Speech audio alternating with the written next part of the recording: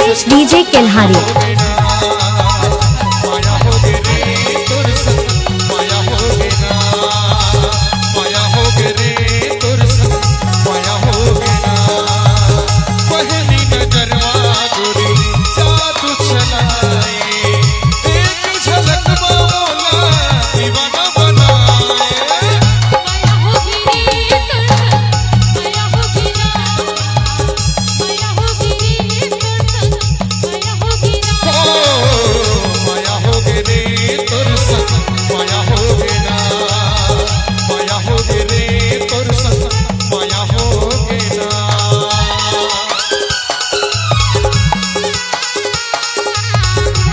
Kamlesh DJ Kelhari.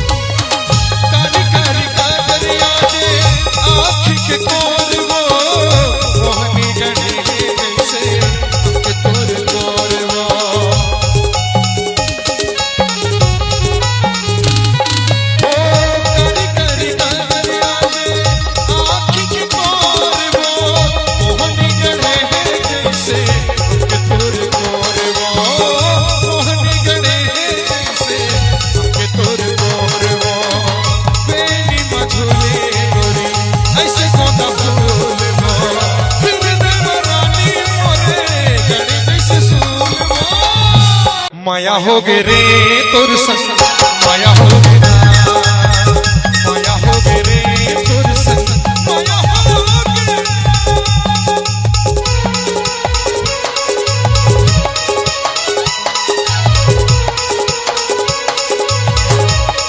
Kamlesh DJ Kelhari.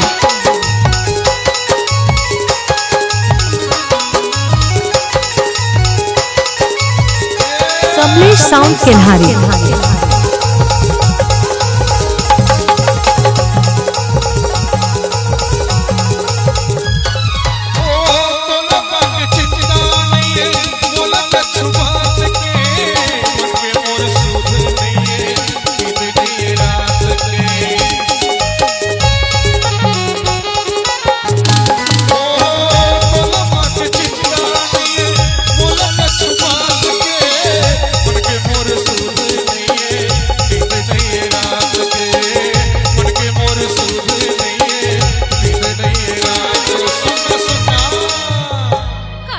हो जब से तुझे देखा,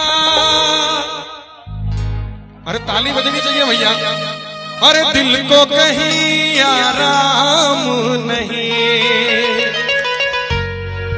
एक तेरे सिवा मेरे होठों पे कोई नाम नहीं। बन गया हूं मैं तेरा दीवाना, धीरे धीरे से दिल को चुराना। कुछ कहे चाहता हूँ। कहाँ गई थी वो? बता दादा। हाँ